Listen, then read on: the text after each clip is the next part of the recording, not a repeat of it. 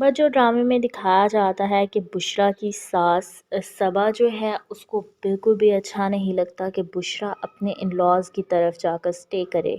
وہ اس بات کا اتنا ایشو بناتی ہے کہ بشریٰ اپنے ان لاز کی طرف بار بار کیوں چلی جاتی ہے۔ بشریٰ اپنے ان لاز کی طرف اس لیے بار بار جاتی ہے، ایک تو پہلے مکلاوے میں اس کو جانا ضروری تھا، پھر اس کو پتہ چلتا ہے کہ اس کی بھابھی نوین کا مسکیریج ہو چکا ہے، اس کے لیے اس کو اپنی بھابھی کی عیادت کے لیے بار بار جانا پڑتا ہے، ہاسپٹل میں بھی اس کو سٹے کرنا پڑتا ہے۔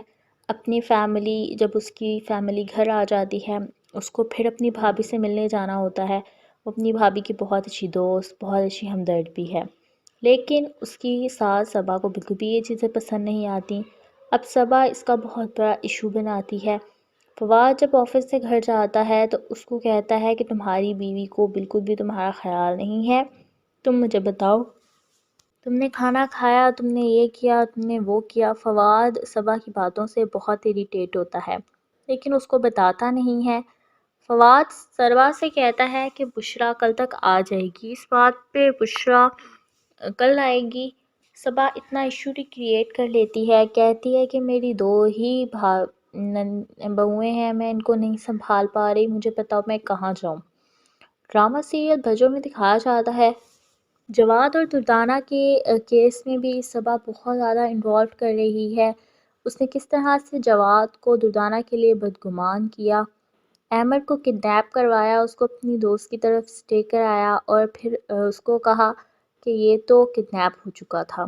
اس کو نیند کا مطلب اس نے جوس پلایا، اس کو پھر نیند آ گئی، اس کو اپنی دوست کی طرف چھوڑ آئے۔ اس نے اپنی دوست سے کہا میری فیملی بہت بیزی ہے، یہ بہت زیادہ جو ہے وہاں پہ اگنور ہو رہا ہے، میں نہیں چاہتی کہ یہ وہاں پہ ڈسٹرب ہو، اس لیے میں اس کو تمہاری طرف چھوڑ کے جا رہی ہوں۔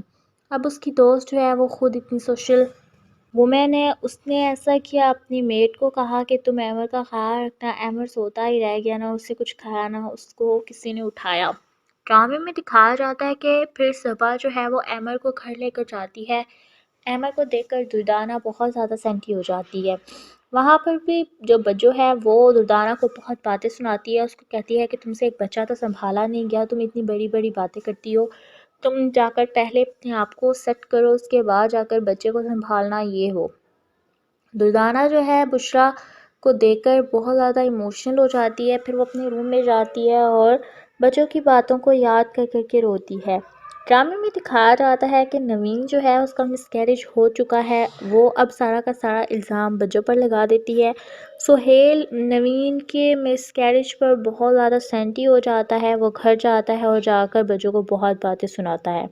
بجو اپنے بھائی کی باتیں سن کر بہت روتی ہے، پھر وہ جواباً اپنے بھائی کو اتنی باتیں سناتی ہے، اس کو کہتی ہے تم بھائی تو ہو ہی ایسے، تم لوگوں نے کبھی میرا ساتھ نہیں دیا، تم لوگوں نے ہمیشہ میرے ساتھ یہ کیا وہ کیا۔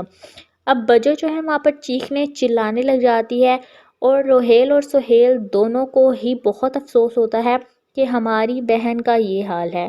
پھر دکھایا جاتا ہے کہ شمو جو ہے وہ اپنے شوہر روہیل سے کہتی ہے کہ میں تمہارے گھر والوں کی خدمتیں نہیں کر سکتی، میرے میں اتنا اسٹیمنا نہیں ہے، میں ان کے لیے ناشتے بھی بناؤں، گھر کے کام بھی کروں، یہ کروں وہ کروں، اور ساتھ ساتھ وہ روہیل کو مارتی بھی ہے۔